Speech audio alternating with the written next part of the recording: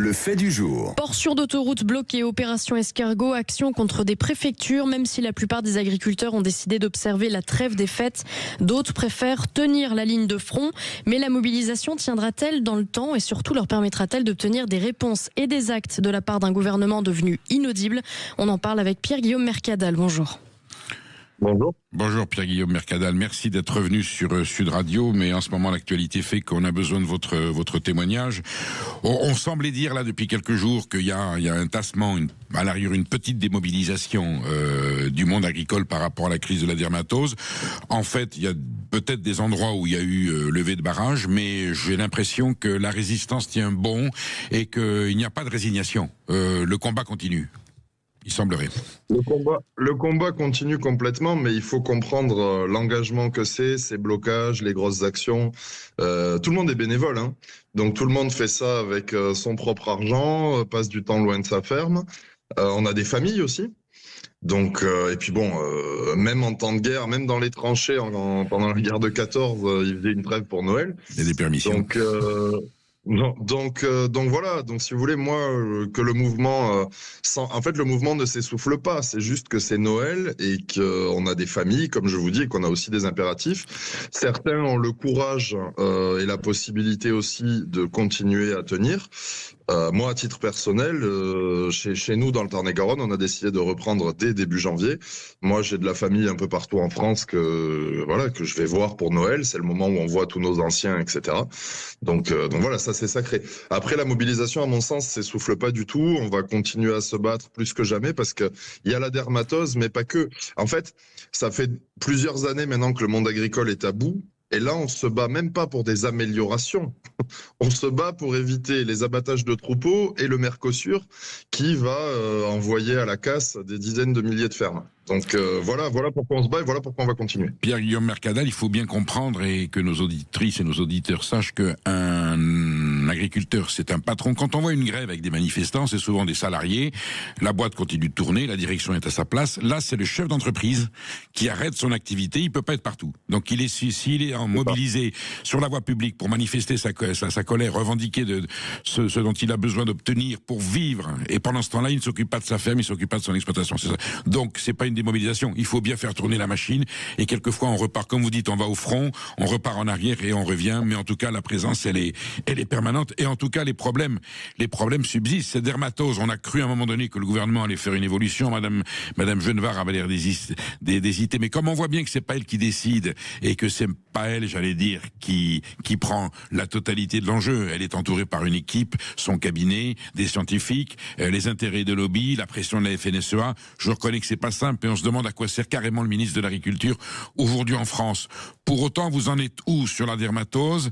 C'est blocage contre blocage ou il y a peut-être une possibilité d'évolution dans le traitement de la maladie, dans le traitement de l'abattage? À part un petit miracle de Noël, Perico, je vois pas qu'est-ce qui va pouvoir nous sauver à très court terme. Donc effectivement, ça va devoir être blocage contre blocage. Je tiens à vous donner une information, je sais pas si vous en avez parlé avant, parce que justement, avec le retard que j'ai eu pris, notamment en Ariège, je suis sous l'eau au niveau travail. Mais Madame Genevard avait dit que c'était fini, qu'il n'y avait plus de cas en Occitanie. Dès le lendemain de son annonce, on tuait des vaches dans l'Aude. Hier, il y a des vaches qui ont été tuées. Aujourd'hui, il y a d'autres vaches qui vont être tuées. Il y a actuellement des fermes où il y a des suspicions. Alors, Pyrénées-Orientales et Haute-Garonne, dont une vache qui avait été vaccinée, mais pas dans le délai suffisant pour que le vaccin fasse effet. Voilà, tout à fait. Bon, et puis... Bref, tout ça est un sujet, c'est pareil, moi en fait je suis pour le choix des éleveurs, si vous voulez. Et le fait d'obliger à vacciner, je n'arrive pas à comprendre, d'autant que le vaccin qu'on nous donne ne bénéficie pas de la fameuse AMM, de l'autorisation de mise sur le marché, mais a une ATU, c'est-à-dire une autorisation d'utilisation temporaire. Enfin, une autorisation temporaire d'utilisation plutôt. Donc voilà, c'est après il y a aussi les enjeux avec les consommateurs, tout ça est compliqué. Moi je trouve que ça doit être au choix de l'éleveur. Voilà, comme vous avez dit, c'est des chefs d'entreprise, donc chacun fait ce qu'il veut en son âme et conscience et assume ses décisions. On a vu en plus que des carcasses d'animaux contaminés, puisqu'ils ne pouvaient pas être, que l'équarrissage, que la destruction de ces carcasses ne pouvait pas s'opérer dans le sud-ouest, on en a envoyé dans l'Orne. Donc vous avez toute la filière bovine de l'Orne, de la Normandie et de la Bretagne, avec une très belle race qui est la normande, mais surtout un élevage défié très conséquent.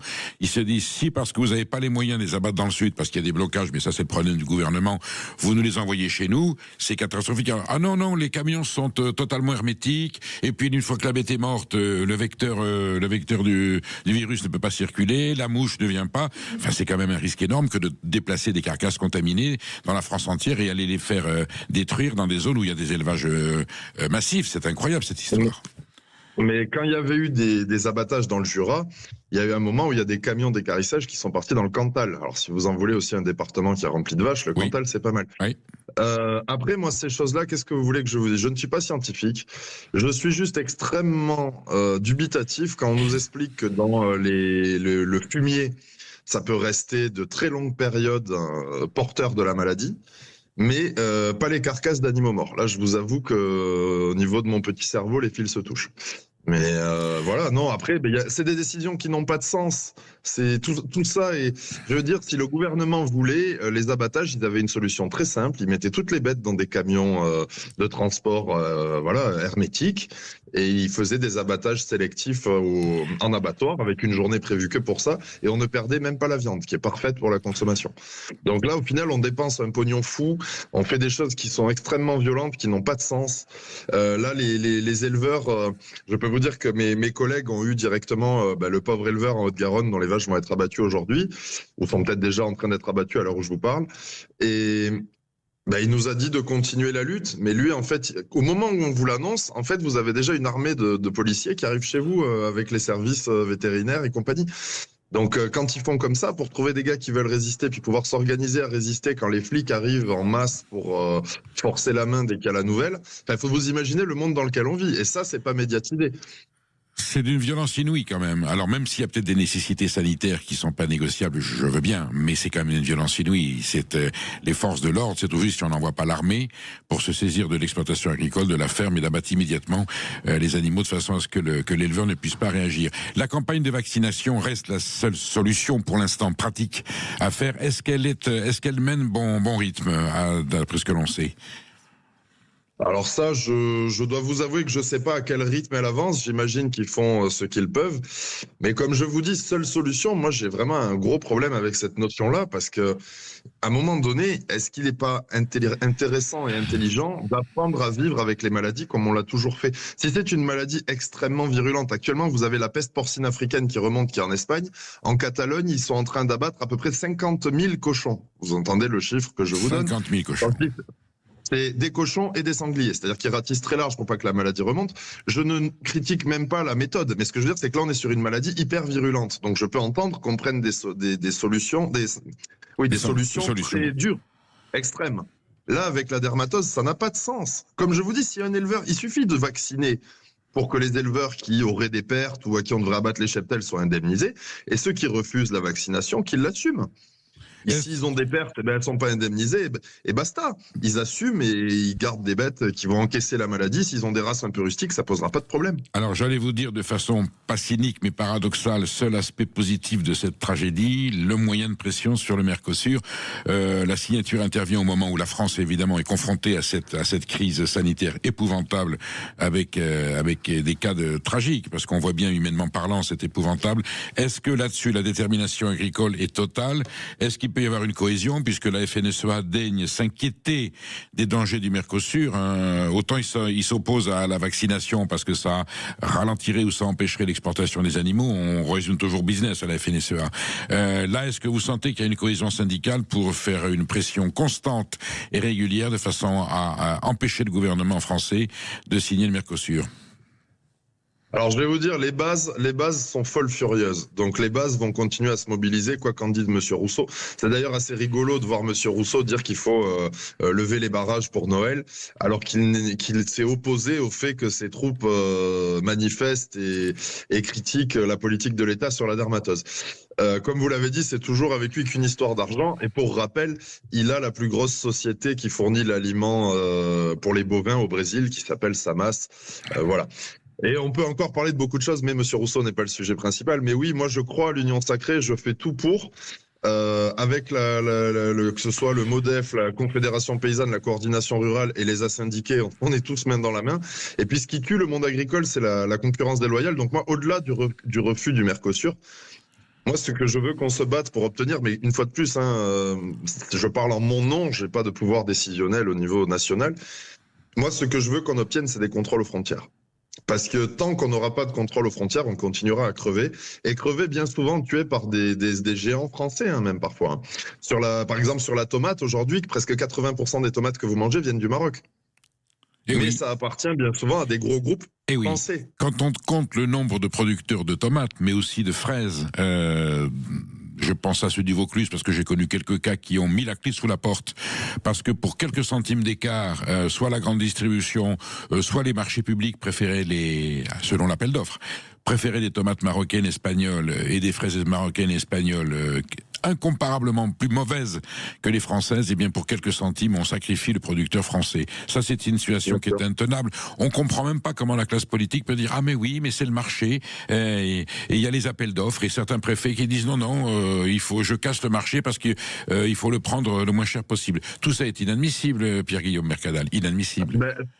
Inadmissible. Et puis ces produits-là, si quand ils rentrent en France, on les taxe en fonction des produits d'origine, des pays d'origine, pour qu'on puisse se battre à armes égales sur les coûts du travail, les coûts environnementaux, etc.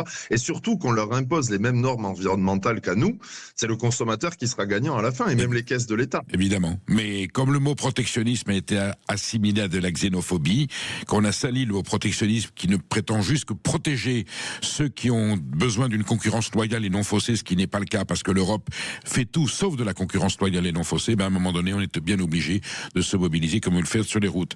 Bon, votre détermination personnelle, vous, Pierre-Guillaume Mercadal, avec vos cochons, ce sont des Bengalica, les cochons laineux ou non? Exactement. Merveilleux cochons et merveilleuse chair. Voilà, enfin, vous, on vous sent déterminé et je pense que vous n'êtes pas le seul en France à décider de ne pas baisser la tête et de ne pas renoncer à votre combat. On est une armée.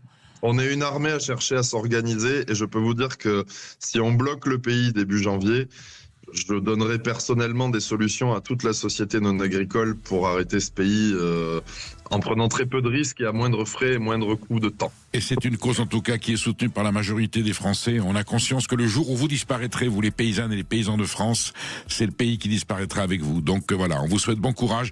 Finissez quand même bien l'année et voyez, sachez qu'on est de tout cœur et de tout notre esprit avec vous, Pierre-Guillaume Mercadal. À bientôt. Merci de tout cœur, Perico. Et si je peux me permettre un dernier mot, rappelez bien à vos auditeurs que si on perd la souveraineté alimentaire, ils perdront tout contrôle du destin de leurs enfants. Parce qu'on pourra, même par la révolution, on ne changera plus rien. La plupart sans doute. En tout cas, merci de cette précision, c'était important de le rappeler.